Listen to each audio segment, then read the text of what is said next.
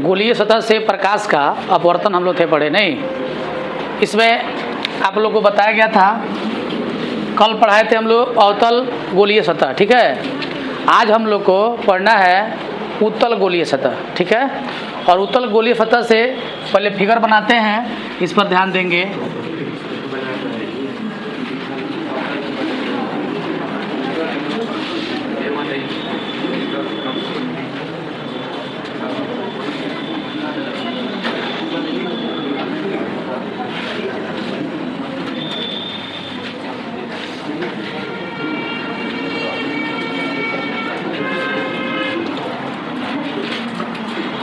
ये बात नहीं,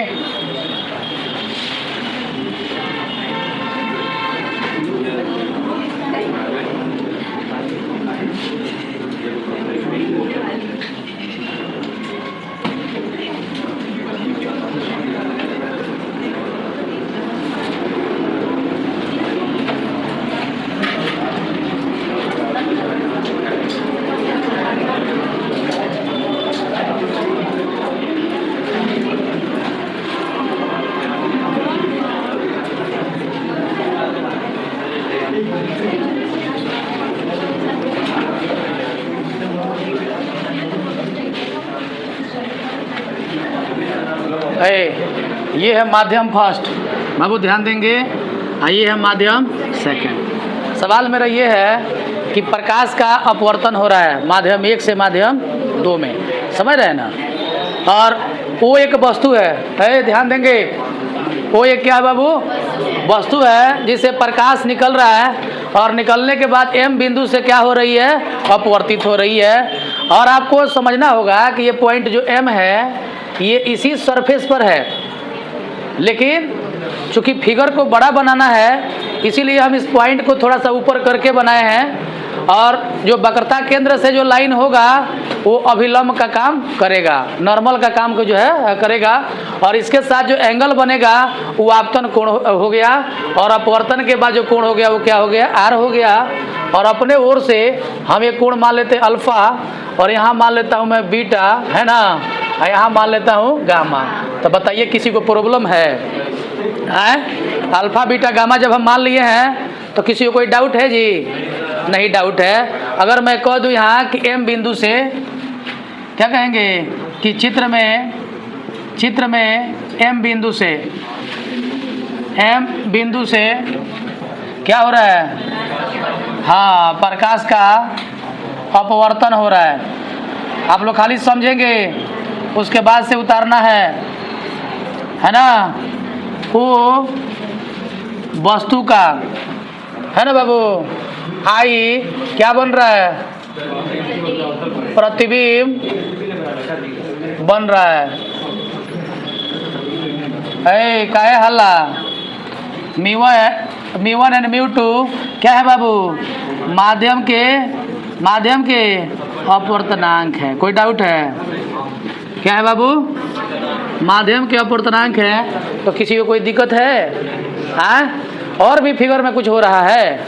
अल्फा बीटा गामा कोण जो है वो हम लोग क्या किए हैं? माने हैं। तो हम यहाँ कह देंगे कि अल्फा बीटा गामा कोण है ना, माना गया है ना जी। कोई दिक्कत है? ये सारी बातों को फिगर में मैंने इंटरप्रिटेट कर दिया है, आप ध्यान से देख लेंगे।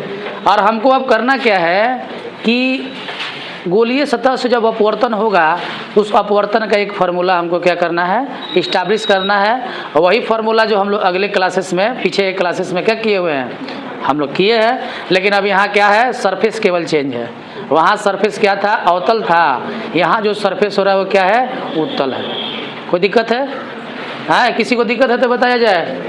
दिक्कत है जी? चलो, अगर बताओ भाई 10 अल्फा लिख देंगे, 10 अल्फा, तो सामने यहाँ क्या होगा? MP/OP।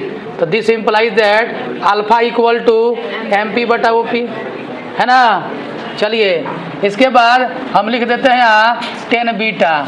तो बीटा यहाँ है, इसके सामने ये एंगल बनेगा, हाँ, MP/IP। This implies that beta is equal to MP/IP। बोलिए, डाउट है जी? अब चलिए 10 गामा है, तो टेन गामा जब ले लेंगे तो क्या होगा, M P by C P. This implies that gamma equal to M P बटा सी पी। ठीक है, ठीक है ना। चलिए अब जो देखना है कि इतना तो जान ही लिए, अब त्रिभुज के नियमों का उपयोग करेंगे। और जैसा कि आप सभी जानते हैं कि त्रिभुज के दो अंतःकोणों का योग सुदूर बाह्य कोण के क्या होता है, बराबर होता है। तो अब इसके अंदर का ही दोनों एंगल जोड़ेंगे बाबू, अल्फा प्लस गामा। किसको जोड़ेंगे, अल्फा प्लस गामा। तो बराबर क्या हो जाएगा जी, ये दोनों एंगल का योग ना, इसके सामने बाहर एंगल क्या बन रहा है, आई बन रहा है, इसके बराबर हो जाएगा। तो इसको हम लोग क्या कहेंगे, समीकरण 1 कहेंगे कि नहीं कहेंगे। अब इस ट्रायंगल के अंदर आइए और देखिए कि बीटा है क्या है, आर है, आर है, समझ रहे ना, है गामा है।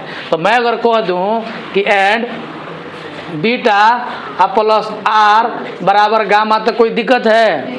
और इम्प्लाइज दैट यहाँ आर बराबर गामा माइनस बीटा, ये इक्वेशन 2 हो गया। बोलिए तो कोई दिक्कत है जी। चलिए अब ये दिक्कत नहीं है तो इसके बाद से हमको भी दिक्कत नहीं है। अब हम सीधे यहाँ कहेंगे स्नेल के नियम से, है ना जी, स्नेल के नियम से। स्नेल का नियम हमें कहता है कि म्यू बराबर कितना, चूंकि दो माध्यम की चर्चाएं चल रही हैं इसीलिए μ12 कहेंगे। ये देखिए, ये माध्यम फर्स्ट है, ये माध्यम क्या है, सेकंड है। तो अब यहाँ μ12 का फॉर्मूला होता है μ2 बटा क्या होगा, μ1। और साइन आई का मतलब आई हो जाएगा, साइन आर का मतलब आर। क्यों हो जाएगा, तो आप लोगों को पढ़ाया गया कि साइन थीटा बराबर क्या होता है, थीटा होता है। तो अगर साइन थीटा अगर कहीं हो तो उसके जगह पर थीटा लिख सकते हैं, क्योंकि कोण बहुत छोटा होता है। तो लिमिट के रूल से ऐसे होता है कि साइन थीटा बाई थीटा का मान 1, this implies that sine theta equal to theta होता है। समझ रहे हैं ना। तो साइन थीटा का मान भी 1, साइन थीटा का मान थीटा ले सकते हैं, टेन थीटा का मान भी थीटा ले सकते हैं। समझ रहे हैं ना। तो मैं यहाँ पर साइन आई का मान आई किया और साइन आर का मान भी आर कर दिया। किसी को कोई दिक्कत है तो बताया जाए। और दिक्कत नहीं है, गुना किया जाएगा तो क्या हो जाएगा, μ2 आर इक्वल टू μ1 आई, है ना जी। अब कहेंगे क्या, हाँ समीकरण 1 एंड 2 से ना जी। तो समीकरण 1 में 2 में आर का वैल्यू देखा जाए बाबू, कहाँ आर का वैल्यू है, गामा माइनस बीटा है। और μ1 आई का वैल्यू कहाँ है, अल्फा प्लस गामा है। बोलिए किसी को कोई दिक्कत है क्या। तो चलिए नहीं दिक्कत है तो μ2 और गामा का वैल्यू उधर से लिया जाए, किधर है, M P by C P, M P by minus beta का वैल्यू बोलिए, हाँ एम पी बटा आई पी। अब बताइए μ1 तो μ1 ही रहेगा और अल्फा का value M P by O P हो जाएगा। और गामा का वैल्यू बताइए एम पी बटा क्या हो जाएगा, सी पी हो जाएगा। कोई दिक्कत है बाबू। चलिए अब दोनों में से, दोनों तरफ से एम पी कॉमन ले लेंगे, 1 बटा सी पी और 1 बटा क्या हो जाएगा, और इधर हो जाएगा एम पी, ठीक ना। अब μ1, अब इसमें से एम पी कॉमन ले लेंगे तो 1 बटा ओ पी और 1 बटा क्या हो जाएगा, सी पी, और है ना यहाँ हो जाएगा एम पी, ठीक ना। आई एम पी से एम पी क्या हो जाएगा, कैंसिल हो जाएगा बाबू। अब यहाँ गुना करेंगे, देखेंगे μ2 बाई सी पी माइनस μ2 बटा I P equal to μ1 by O P plus μ1 बटा क्या हो जाएगा, सी पी।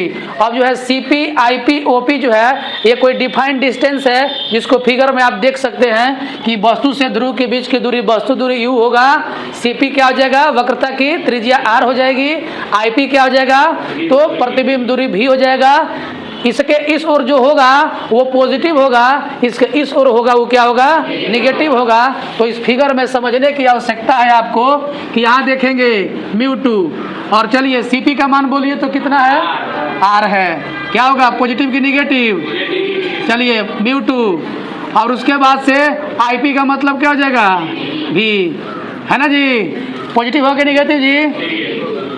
चलिए μ1 बटा OP का मतलब माइनस में अब प्लस μ1, Cp का मतलब क्या होगा बाबू, R होगा। बोलिए दिक्कत है जी, हाँ इसको इधर कर देंगे, इसको इधर जो है कर देंगे तो μ2 बटा R माइनस μ1 बटा R इक्वल टू, इसको इधर उठा के फेंकेंगे तो μ2 बाई भी माइनस μ1 बटा U, इसका भिन्न का जोड़ कर लेंगे तो μ2 minus μ1 by R equal to μ2 by भी माइनस μ1 बटा U।